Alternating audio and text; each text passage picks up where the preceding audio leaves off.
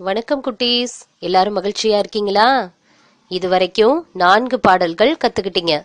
காக்கா பாட்டு, பூனை பாட்டு, கைவீசம்மா கைவீசு, பாப்பா பாட்டு. பாட்டு மட்டும் கத்துக்கிட்டா போதுமா? கதையும் சொல்ல தெரியணும் தானே உங்களுக்கு? ஓகே குட்டீஸ், இது கதை சொல்ற நேரம். கதை சொல்ல போறேன், ஒரு கதை சொல்ல போறேன். அந்த கதையை கேட்க நீங்க சீக்கிரம் ஓடி வாங்க. சரி குட்டீஸ், உங்களுக்கு ஃப்ரெண்ட்ஸ் இருக்காங்களா? கண்டிப்பா இருப்பாங்க. உங்களுக்கு அவங்கள ரொம்ப பிடிக்கும்ல? நீங்க டெய்லி உங்க ஃப்ரெண்ட்ஸ் கூட தான் விளையாடுவீங்க. இப்ப ஸ்கூலுக்கு வராததால உங்க ஃப்ரெண்ட்ஸை பார்க்க முடியாம ரொம்பவே மிஸ் பண்றீங்க தானே? ஓகே, ஃப்ரெண்ட்ஸ்னா எப்படி இருக்கணும்? ஒருத்தருக்கு ஒருத்தர் அன்பா சண்டை போட்டுக்காம இருக்கணும். ஏதாவது ஹெல்ப் கேட்டா அவங்களுக்கு செய்யணும். உங்க ஃப்ரெண்டு தெரியாம கீழே விழுந்துட்டாங்கன்னா உடனே போய் என்ன செய்யணும்? தூக்கி விடணும்.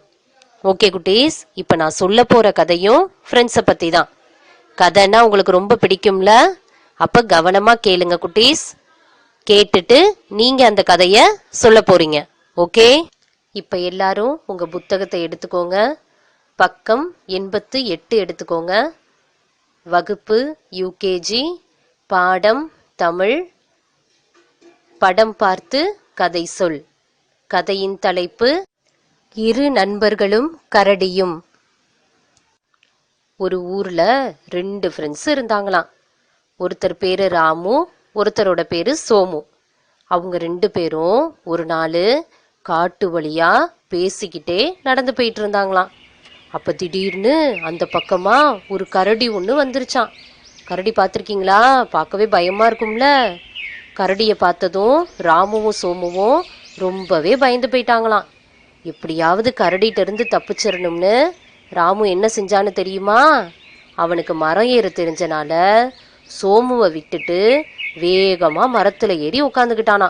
யார் மரத்துல ஏறி உட்காந்துக்கிட்டா? Very good, Ramu. சோமு என்ன செஞ்சான்? சோமுவுக்கு மரம் ஏற தெரியாது. அவனுக்கு என்ன செய்யறதுனே தெரியல. கொஞ்ச நேரம் யோசிச்சுக்கிட்டே இருந்தான். அப்புறம் அவனுக்கு ஒரு ஐடியா ஒன்று வந்துச்சு. என்ன ஐடியான்னு தெரியுமா?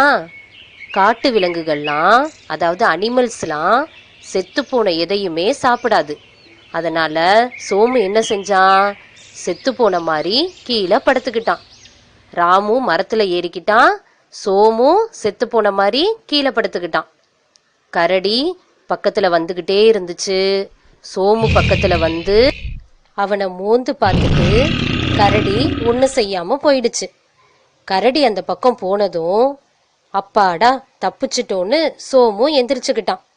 ராமுவும் மரத்துல இருந்து கீழே இறங்கி வந்துட்டான். 2 பேருமே கரடிட்ட இருந்து தப்பிச்சிட்டாங்க.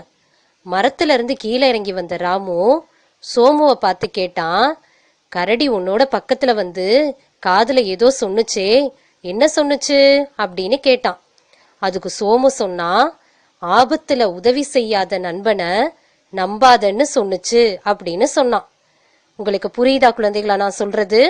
கவனமா கேளுங்க. ராமுவும் சோமுவும் ஃப்ரெண்ட்ஸ் தான். ஆனா கரடியை பார்த்ததும் ராமு என்ன செஞ்சான்? சோமுவை தனியா விட்டுட்டு தன்னை மட்டும் காப்பாத்திக்கிறதுக்காக மரத்துல ஏறிக்கிட்டான். சோமுவுக்கு உதவி செய்யாம அவனை தனியா விட்டுட்டான். இதுல இருந்து என்ன தெரியுது உங்களுக்கு? நம்ம ஃப்ரெண்ட்ஸுக்கு ஏதாவது கஷ்டமோ ஆபத்தோ வந்தா உடனே போய் அவங்களுக்கு ஹெல்ப் பண்ணணும். நீங்க குட்டி பிள்ளைங்க தான். உங்களுக்கு என்ன ஹெல்ப் செய்ய முடியுமோ அதை நீங்க செஞ்சா போதும்.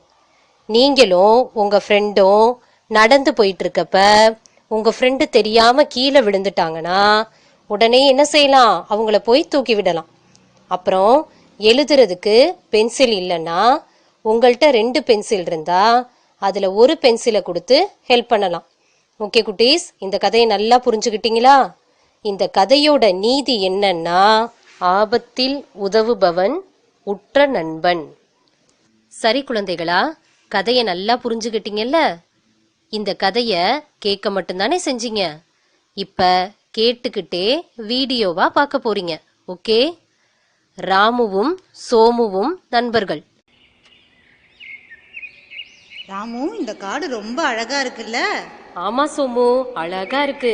ஆனா கொஞ்சம் பயமாவும் இருக்குல்ல? ராமு, அங்க பாரேன், ஒரு கரடி ஒண்ணு வருது. ஐயோ, ஆமா சோமு, எனக்கு ரொம்ப பயமா இருக்கு. நான் மரத்து மேல ஏறிக்கிறேன். ஐயோ ராமு, என்னை விட்டுட்டு மரத்துல ஏறிக்கிட்டானே. எனக்கு மரம் ஏற தெரியாது. என்ன செய்யலாம்? செத்து போன மாதிரி கீழே படுத்துக்குவோம்.